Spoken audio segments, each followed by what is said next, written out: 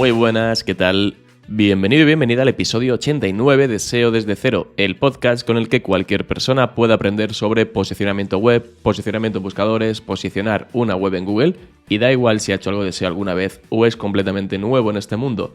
Te habla Alex Serrano, de alexserrano.es. Me puedes encontrar en Twitter en @alexserramar. Soy consultor SEO y formador. ¿Qué tal estás? Recta final del año, penúltimo episodio. Yo llevo unos días con un buen trancazo, seguramente se me note un poco. A ver si se me pasa para la Navidad porque es un coñazo estar así, la verdad. Y menudo final de año nos está dando Google con los updates y diferentes novedades, pero bueno, ahora hablamos de eso. Este episodio está patrocinado por una herramienta SEO con la que puedes hacer de todo, la herramienta con la que trabajan los profesionales y que nadie sabe exactamente cómo se pronuncia. Yo digo siempre Href, pero puedes llamarla Ahrefs si quieres.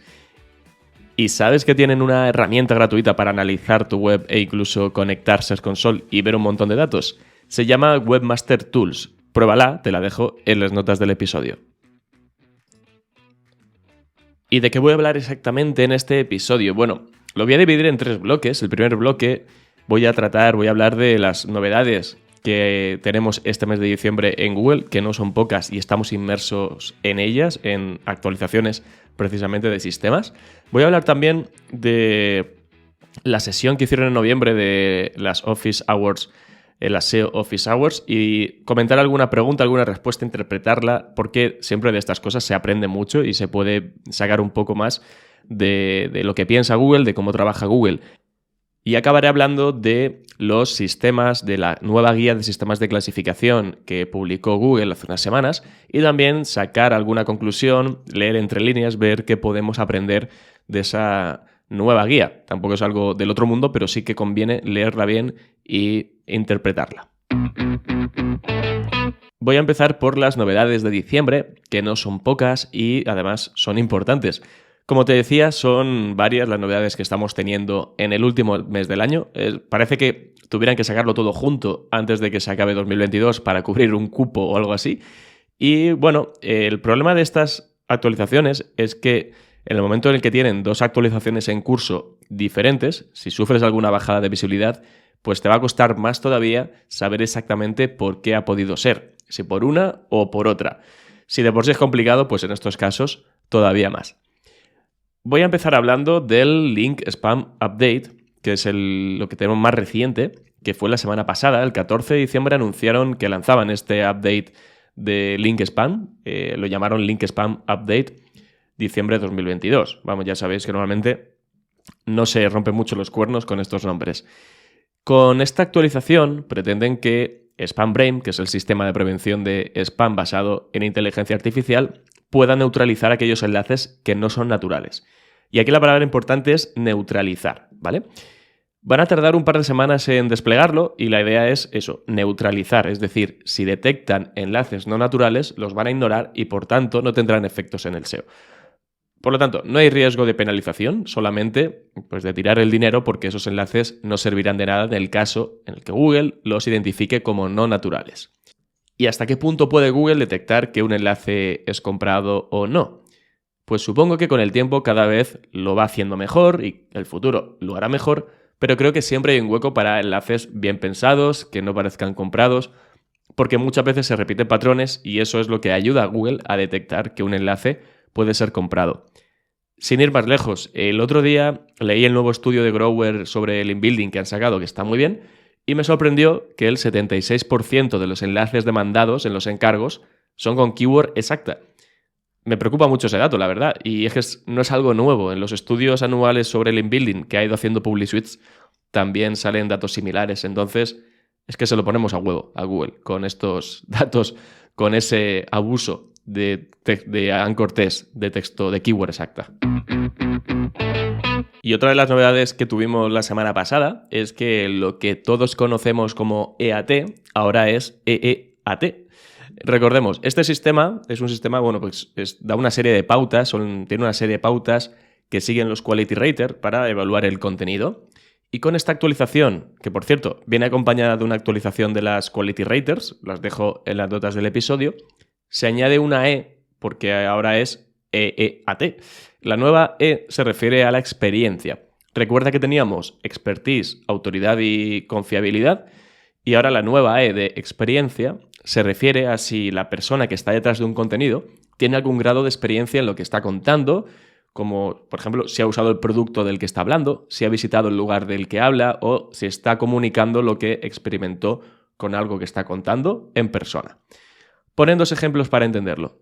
Si quieres saber cómo hacer bien la declaración de la renta, seguramente como usuario prefieras que te lo cuente un experto en el campo de la contabilidad. Tiene, digamos, más credibilidad.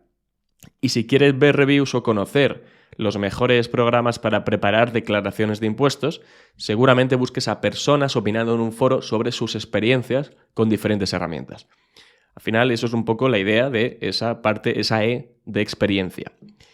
Y una reflexión rápida sobre esto.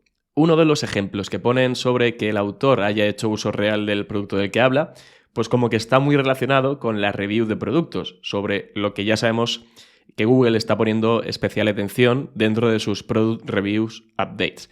Entonces, yo creo que también eso ayuda, ¿no? Va un poco por ahí. Y la tercera de las novedades que hemos tenido este mes, fue al principio de mes, fue el día 5 de diciembre, lanzaron un nuevo Helpful Content Update.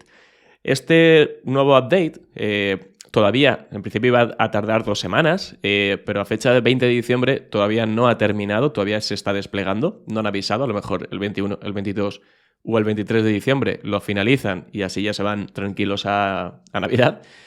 Pero bueno, como decía, es otro Helpful Content Update y esta actualización ahora sí que aplica contenidos de cualquier idioma, incluido español, y no como otras veces. Y recordemos que se centra en garantizar que las personas vean contenido original, útil, escrito por personas y para personas. Para mí esto se traduce en lo siguiente: cubrir correctamente la intención de búsqueda. Como dicen, el objetivo es recompensar el contenido en el que los usuarios sienten que han tenido una buena experiencia, que cumpla las expectativas del visitante. Por lo tanto, ya sabemos, cubrir correctamente la intención de búsqueda, eso es lo que yo creo que determina que un contenido sea útil o no sea útil para el usuario. Bueno, y hasta aquí el apartado de novedades de diciembre. Y ahora vamos a hablar de esa sesión de SEO Office Hours que se dio en noviembre. Como decía, resulta que el pasado mes de noviembre, Google publicó la transcripción de la sesión conocida como SEO Office Hours, en la que responden a preguntas. Esto es algo que no suelen hacer, me refiero a transcribir esa sesión, suelen publicarla en vídeo, pero no suelen transcribirla a texto. Y la verdad que viene bien porque te lo puedes leer tranquilamente, sacar conclusiones y aprender, aunque ya sabemos que a veces las respuestas hay que cogerlas con pinzas, otras veces no resuelven mucho, se quedan un poco ahí en el aire, parecen políticos, o no dicen mucho más de lo que ya sabíamos. En esta sesión contestaron preguntas el propio John Mueller, Gary Illyes, Lizzie Sussman, Alan Kent y Duy Nguyen. Y revisándolas en su momento me pareció bien recopilar y comentar algunas para vosotros. Voy con la primera. Preguntaban que si la función, como la función de desautorización de enlaces, el Disavow Tool, no está disponible actualmente para las propiedades que son de dominio, cuáles eran las opciones, qué podía hacer, ¿no? Y en este caso contestaron pues que bueno, que si tenía una verificación a nivel de dominio, podía verificar perfectamente sin necesidad de verificaciones adicionales una propiedad de prefijo, que verificara y que hiciera lo que tuviera que hacer, pero que tuviera en cuenta que desautorizar enlaces aleatorios que son raros, que lo vemos extraños, o que alguna herramienta los ha podido marcar como tóxico, que no es un buen uso de su tiempo, vamos, que estás tirando el tiempo. Que no cambiaba nada, que usara la herramienta de desautorización de enlaces para situaciones en las que realmente se pagó por enlaces, son enlaces no naturales y no puede eliminarlos, y esta es la única forma de hacerlo. Como ya han comentado otras veces, Google sabe ignorar los enlaces raros, extraños, o que podemos tener dudas de si nos pueden afectar. Digamos que ya hemos entrenado a la Disavow Tool y a Google y sabe reconocer esos enlaces perfectamente y obviarlos, así que no es un buen uso del tiempo, como dicen, realizar Disavow Tool o hacer desautorización de enlaces para ese tipo de enlaces. Ya hablé de esto en el episodio 51, si quieres volver a escucharlo, o si no lo has escuchado, escucharlo para saber un poco más sobre esto. Y también esta respuesta al final hace foco en el spam de enlaces, que va relacionado con el link Spam Update. vamos, con lo que viene siendo la compra de enlaces, ¿no? Oye, pues te encuentras con un proyecto en el que se han comprado enlaces de una forma muy mala y acabas antes haciendo un disavow que yendo a quitar manualmente esos enlaces. Otra pregunta que hacían era que ¿qué pasa cuando Google no detecta correctamente la etiqueta canónica? Y bueno, ellos hablaban de que, yendo a la base, pues que la canonicalización no solo se basa en lo que hay dentro de la etiqueta canonical, sino que cuando Google descubre URLs que son significativamente similares, esos sistemas intentan elegir la URL que mejor representa el contenido y que no solo tienen en cuenta el canonical, la etiqueta canonical, sino también que si hay redirecciones, las URLs que están en el sitemap, los enlaces internos que van hacia esas URLs, también los enlaces externos y más señales. Entonces, si tienes que pensar en qué URL debes usar para ser la canónica, pues que se asegure de que todas las señales están alineadas hacia la URL que para ti es la importante. Que al final la canonicalización, la canonical, es una recomendación, así que no es algo que afecte a la clasificación del contenido. ¿Y qué sacamos de todo esto, no? Pues claro, al final la canonical es una recomendación y Google tiene en cuenta muchas más cosas. A veces que he tenido problemas con canonicalización, he tenido esas cosas en cuenta, sobre todo enlazado interno, y cuando básicamente quieras conseguir que Google elija la URL correcta como canónica, más allá de la canonical, utiliza esas otras señales, refuerza esa URL que para ti es la importante, como digo, más allá de utilizar la etiqueta canonical. Y la siguiente pregunta que hicieron está muy bien. Dice, ¿por qué Google sigue usando backlinks como factor de clasificación si las campañas de creación de enlaces no están permitidas? ¿Y por qué Google no puede encontrar otros factores de clasificación que no se puedan manipular tan fácilmente como los backlinks? Y la respuesta que dieron es interesante. En primer lugar, comentaban que los backlinks como señal tienen mucho menos impacto que hace unos años y que tienen otras señales más sólidas, cientos de ellas, para asegurarse de que puedan clasificar resultados más relevantes y útiles para todas las consultas.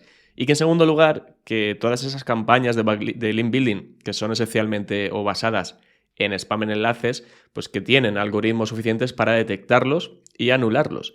Y esto significa que los SEOs que gastan dinero en comprar enlaces, que realmente no tienen forma de saber si el dinero que gastaron en la construcción de enlaces realmente vale la pena o no, ya que es muy probable que estén tirando el dinero haciendo ese link building. Veamos qué sacamos de esta respuesta. Pues bueno, que los enlaces, como ya se ha ido comentando, no son tan importantes, no tienen tanta fuerza o tanto peso como hace unos años, que vemos que aquí vuelven a recordar y vuelven a insistir en que esa forma de hacer link building lo consideran spam y que los algoritmos que tienen son capaces de detectarlos cuando no son naturales y anularlos. Y yo no sé en el futuro, pero a día de hoy no me creo que sepan detectarlos al 100%. Si se hacen bien, yo creo que puede ser igual en características a los enlaces que considera Google que son naturales. Y sí que es verdad que no tenemos forma como SEOs de saber si el dinero que gastamos en hacer link building merece la pena o no. Tienen razón, es complicado.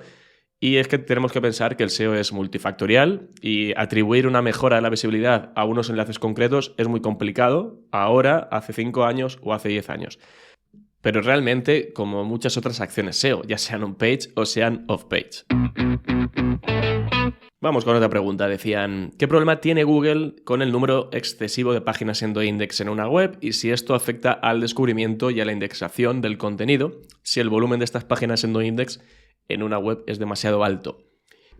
Y bueno, dicen que el noindex es una herramienta muy poderosa para que los motores de búsqueda puedan mantener el contenido fuera de sus índices, el que nosotros queramos cuando marcamos con noindex, y que por esta razón no tenía efectos malos cuando se trata de rastrear e indexar, porque tener muchas páginas en noindex no va a influir en cómo Google rastrea e indexa la web.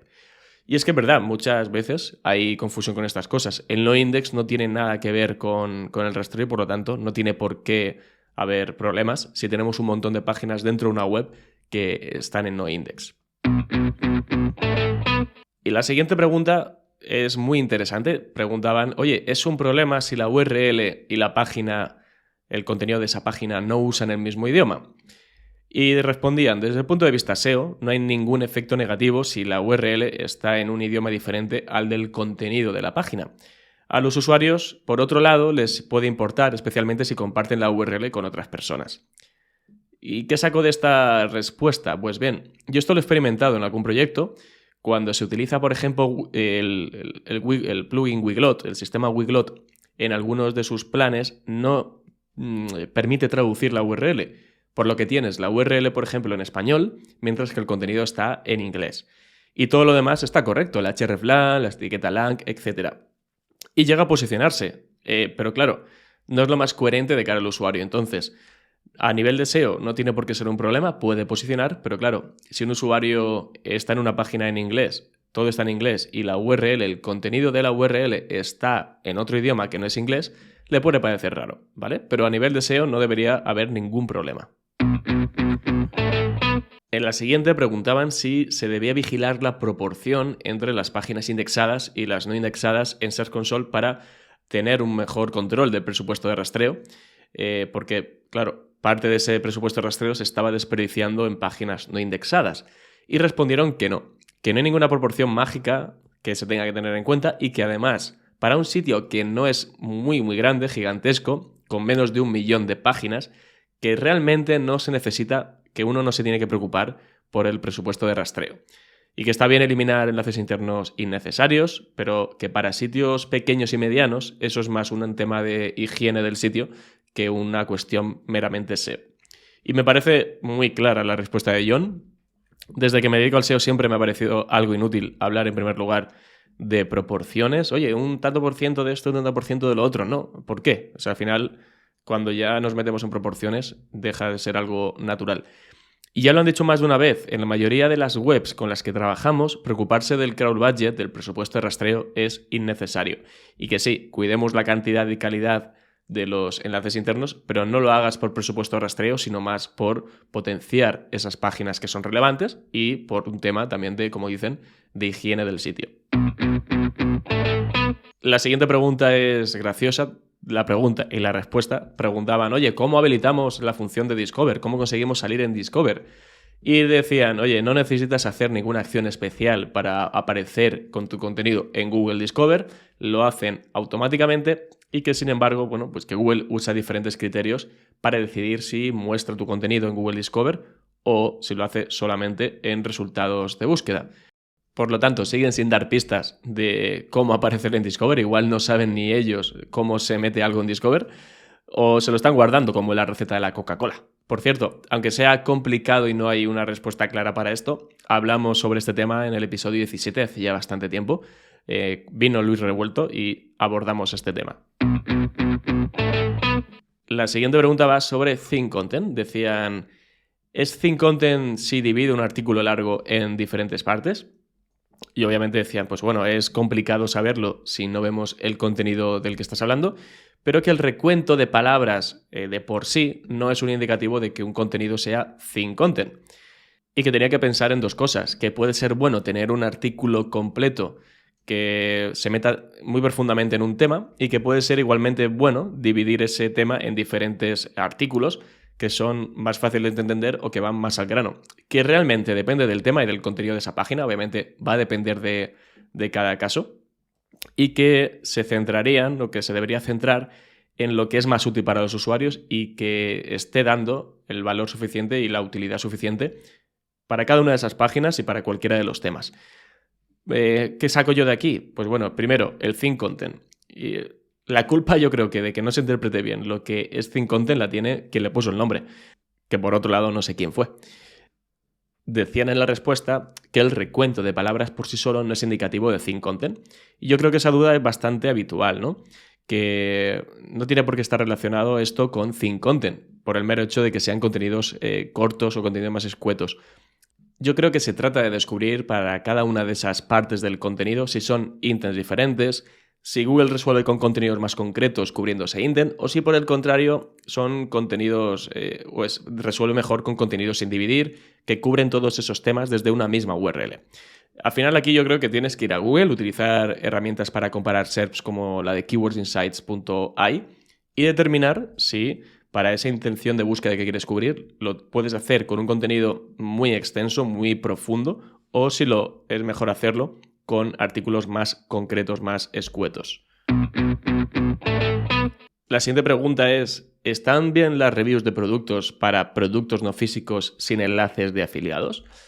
Y ellos respondían que el enfoque, ellos lo ponen en los productos físicos que se pueden comprar, pero que su sistema sí que es verdad que a veces evalúa el contenido relacionado con productos digitales y que si se está revisando un producto no es necesario realmente que se proporcione un enlace de afiliado, que es una buena práctica incluir enlaces útiles a otros recursos que también pueden ser útiles para el lector.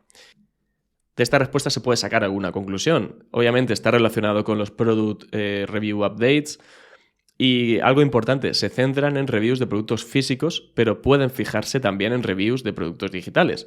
Y el tema de los enlaces de afiliados, pues igual incluso que le da más credibilidad a una review que no haya un enlace de afiliado. No sé, esto es un buen debate, porque si lo piensas, a la vez dices, hay un enlace de afiliado, puede ser que esta persona que está haciendo la review, que sí, que ha probado el producto, todo lo que quieras, tiene esa parte de experiencia que hablábamos antes, eso está muy bien, pero si me está pidiendo un enlace de afiliado, igual me lo está recomendando porque quiere sacar una comisión, ¿no? Entonces yo creo que también por ahí pueden ir los tiros. La última de las preguntas que he seleccionado va sobre e-commerce y más en concreto sobre productos que no tenemos en stock. Y la pregunta era, oye, ¿qué debemos hacer para las páginas de productos que no están en stock, que están agotados? Respondían que desde una perspectiva de búsqueda está bien eliminar la página y desde la perspectiva de usabilidad, pues que sería posible que sea mejor mantener la página activa durante un tiempo o bien hacer alguna redirección, dependiendo de cada caso. En 2023 tengo pensado publicar un episodio sobre este tema porque son casos diferentes, formas de actuar diferentes con productos que no están en stock a efectos SEO y a efectos de usabilidad. Y como dicen, depende del caso.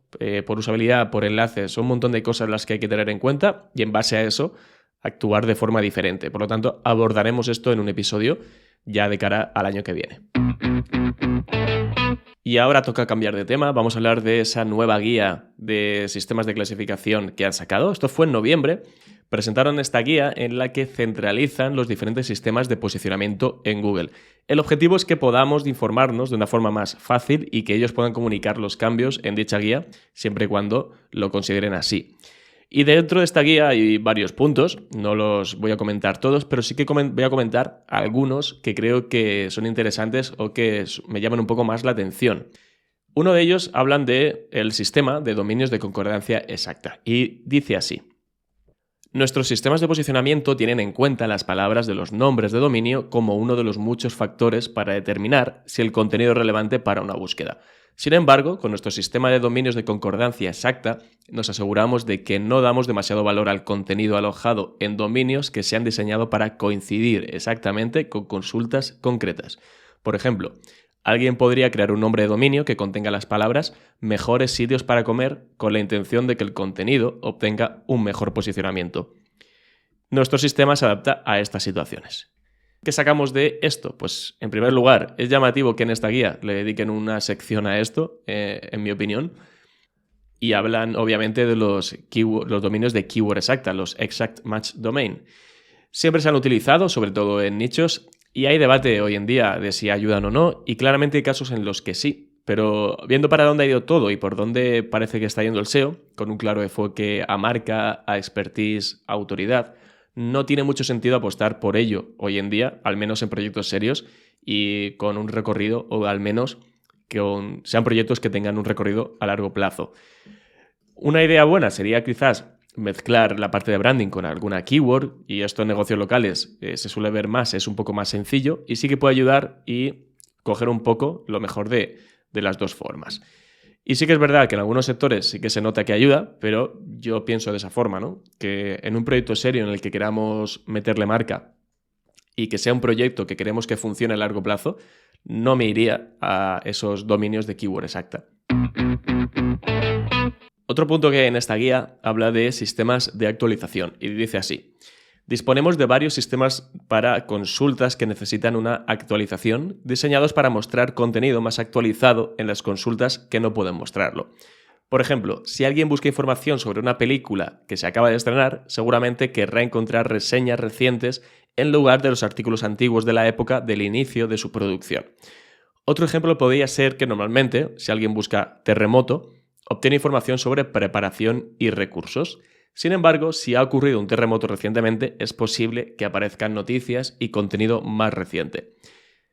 Esto nos dice claramente que en función del sector en el que trabajamos y en las keywords que posicionamos o intenciones de búsqueda que queramos cubrir, debemos adaptarnos a cada situación. Y esto no es solo para adaptarse, también para prevenir posibles bajadas y subidas de tráfico, como en el ejemplo del terremoto. En el SEO Now hubo un ejemplo en una de las charlas en el que se habló de las mascarillas. Es decir, vendes mascarillas para la cara, mascarilla, una crema hidratante para la cara, irrumpe la pandemia, irrumpe el COVID y ahora todos los resultados que aparecen para la keyword mascarilla son temas de mascarillas para evitar contagios. Noticias, tiendas que venden mascarillas, farmacias, etc. No has hecho nada malo, tu tráfico no ha bajado porque tu SEO haya sido peor, simplemente porque la necesidad del usuario en ese momento ha cambiado y Google está resolviéndolo de forma diferente. El que se adapta es Google y tú, si puedes, te tienes que adaptar también. Otro de los apartados habla del sistema de contenido útil y dice así: nuestro sistema de contenido está diseñado para asegurar que los usuarios vean en los resultados de búsqueda contenido útil y original creado por personas y para personas, en lugar de contenido creado principalmente para aumentar el tráfico desde los buscadores.